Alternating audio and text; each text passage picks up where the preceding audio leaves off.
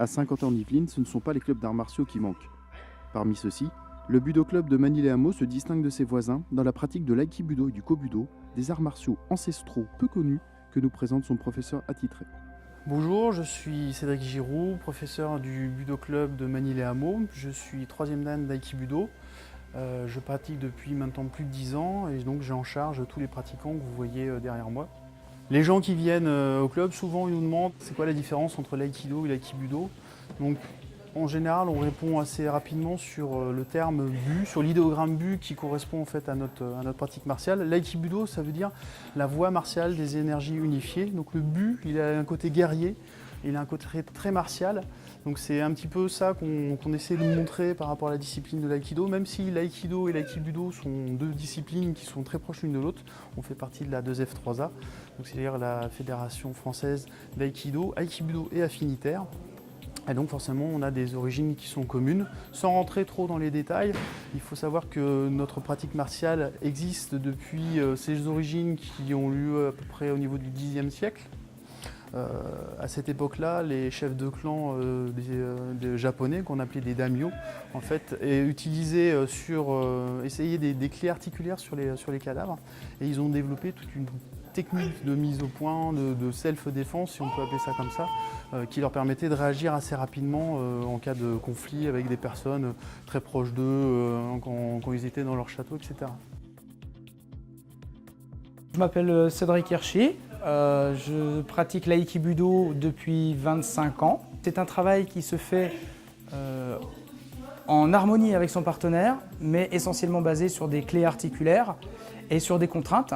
On travaille essentiellement le retournement de la force de son partenaire pour pouvoir le projeter au sol ou éventuellement le maîtriser, le contrôler. Un des grands maîtres qui existait fin du 19e siècle jusqu'au début du 20e siècle s'appelait Takeda Sokaku. Il était en fait détenteur des secrets de l'école d'Aitoryu Akijujutsu. Et un de ses plus grands élèves donc, a été Yushiba Morihei, qui a développé en fait, et créé l'aïkido. Il faut savoir qu'après Yushiba Morihei, il a eu plusieurs élèves, entre autres Minoru Mochizuki, qui a eu un élève français qui s'appelait Alain Floquet. Et donc Alain Floquet en fait, a fait évoluer le style d'aïkido, mais en restant un petit peu plus proche des origines. Donc il a appelé après sa pratique aikibudo. Et il est revenu aux origines en reprenant contact avec en fait, les descendants directs des grandes écoles, entre autres un des descendants de Takeda Sokaku. Et donc il a repusé au niveau du Daitoryu originel et aussi une école de sabre qui existe depuis le XIe siècle, que nous pratiquons au sein du club, qui s'appelle le Kobudo. Et en fait c'est l'école Katori Shintoryu qui nous permet de pratiquer les armes au niveau de la pratique martiale. Donc on travaille les techniques manuelles et aussi les techniques d'armes qui sont les armes que les samouraïs portaient à l'époque. On a gardé la partie spécifique des samouraïs qui est le travail des armes. On a une grosse partie de travail au niveau des armes qui s'appelle le Katori Shintoryu.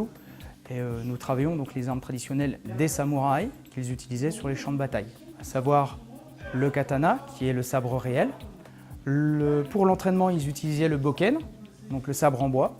Ça leur arrivait également de l'utiliser sur les champs de bataille. C'était plus rare mais ça arrivait. Nous utilisons également la lance faucharde, un bâton d'1,80 m surmonté d'une lame, ce qu'on appelle le naginata, essentiellement destiné aux fantassins, et le bâton long d'1,80 m, le bo.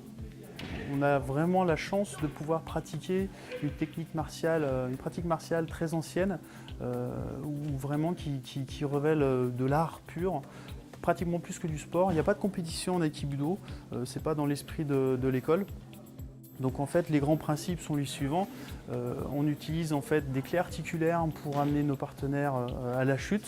Le partenaire en fait chute pour se libérer de la clé articulaire. Donc la chute est une des premières choses qu'on va apprendre aux jeunes pratiquants, pour pas que ça soit douloureux pour lui, pour pas subir trop la clé articulaire. Il va apprendre à chuter, donc soit en chute arrière ou soit en chute avant.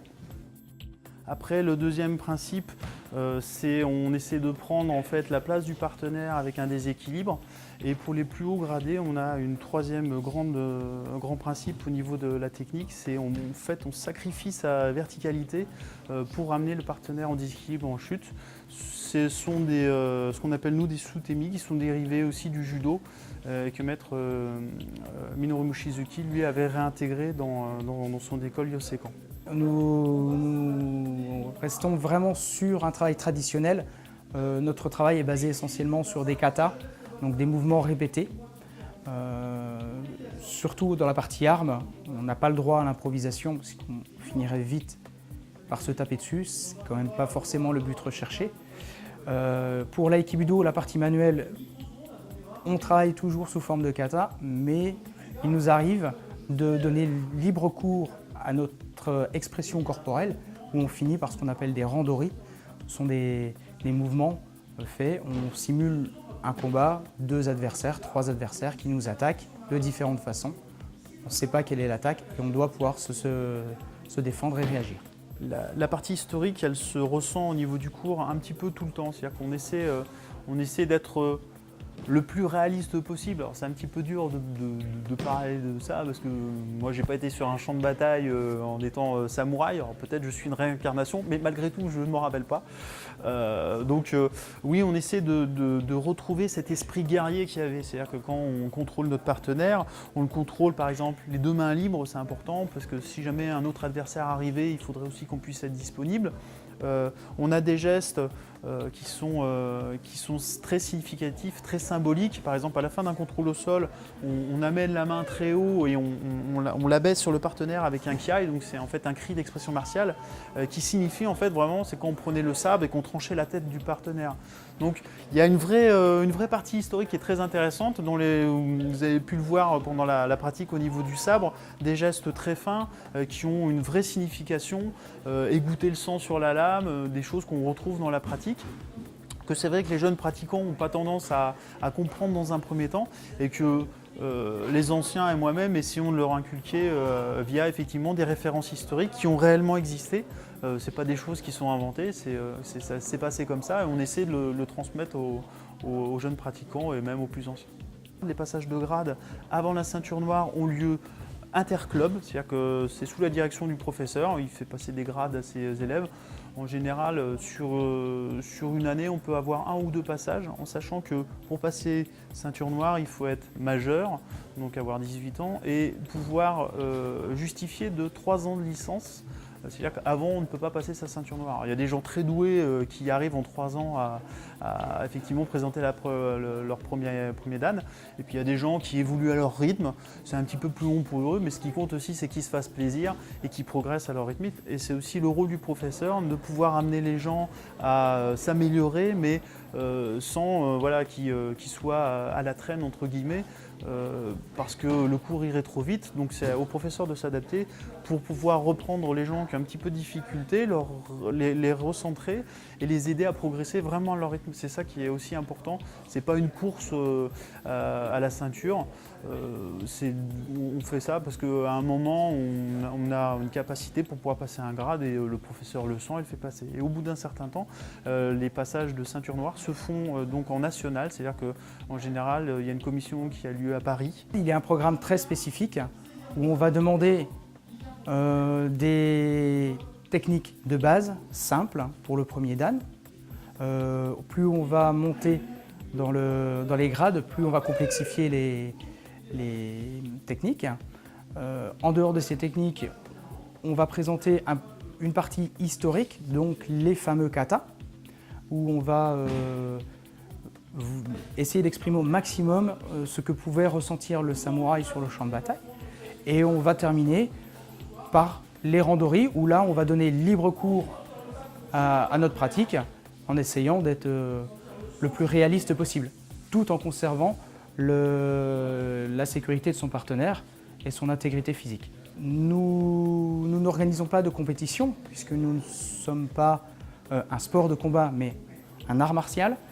Et pour pouvoir progresser, eh bien, on organise régulièrement à différents échelons, donc aussi bien à l'échelon départemental, régional, national, voire international, des stages où différents maîtres peuvent venir et animer le stage. Donc on peut très bien avoir des stages organisés par des maîtres qu'on n'a jamais rencontrés. On va travailler avec des personnes avec qui on n'a jamais travaillé. Et c'est ce qui fait la richesse de notre discipline, puisqu'on va apprendre d'autres façons, d'autres sensations apportées par les professeurs. Je m'appelle Oriane et j'ai 15 ans. Je m'appelle Damien, j'ai 30 ans, j'habite sur Magny-les-Hameaux. L'aïkido, c'est un art martial très complet, c'est très souple aussi et il y a un bon historique, enfin c'est très intéressant. Moi j'ai vachement accroché, je connaissais pas. J'ai connu par le biais du père de ma copine et j'ai essayé et ça m'a bien plu. Il n'y a pas la volonté de détruire l'adversaire étant donné que c'est un partenaire. Moi je fais un travail qui nécessite beaucoup de patience et de calme. Et ça m'aide vraiment beaucoup parce que derrière, moi, ça me permet de me défouler et de lâcher tout ce que je garde en fait à la semaine. Et ça me permet d'être vraiment plus calme et d'accepter les choses plus facilement. Ce qui est bien avec l'aïkido, c'est que c'est pas un art compétitif. Moi, c'est un aspect qui me plaît dans cette discipline, c'est qu'il n'y a pas de compétition. Donc, quelque part, une compétition peut être un moteur pour évoluer dans sa discipline, tel le karaté, le judo. Alors que comme il n'y a pas de compétition, le moteur vient de soi-même, quoi. J'ai envie d'apprendre, j'ai envie d'évoluer, donc je me donne les moyens et j'y vais. Et on apprend vraiment le respect. C'est la base de tout sport d'arts martiaux. Je pense que ça passe par le respect comme toute chose. Et ici, c'est vachement respecté par rapport à d'autres sports, quoi. Dans le club de Magny, on essaie d'avoir une dynamique vraiment importante au niveau des pratiquants. On essaie d'avoir aussi une bonne ambiance, une bonne humeur. On pratique un art martial, donc c'est très codifié, il faut être disponible, convaincant, il faut être vigilant par rapport à sa pratique, parce qu'on utilise quand même des techniques relativement guerrières, hein, si je peux utiliser ce terme-là, et on pourrait vite aller à l'accident. Donc c'est aussi un doux mélange d'harmonie entre les pratiquants. Qu'est-ce qu'on peut trouver en plus à Magny? Des gens sympathiques. Quoique tous les clubs d'aïkido, je pense, ont aussi leur part de gaieté et de convivialité. On essaie régulièrement de faire des sorties, on a des cours un petit peu spéciaux dans l'année pour montrer d'autres choses aussi aux pratiquants. On essaie de faire venir un professeur par exemple de karaté pour voir des techniques de poing bien spécifiques, donc des choses comme ça. Et voilà, je pense on essaie de bien faire les choses pour que les gens soient motivés, soient passionnés, parce qu'on présente vraiment la chose que l'aïkido, ça se pratique aussi avec passion. C'est plus qu'un sport, comme je vous le disais précédemment, c'est aussi un art, hein, c'est un art martial. Et je pense que l'investissement des gens, il se fait au niveau du club, mais aussi au niveau de la pratique et de l'historique, parce que c'est quelque chose qui est vraiment important pour nous. Bonne ambiance et pratiques martiales sont au rendez-vous sur ce tatami. Alors n'hésitez pas à venir découvrir l'aïkibudo et le kobudo que l'on pratique au sein du Budo Club de Magny-les-Hameaux les mardis et jeudis soirs.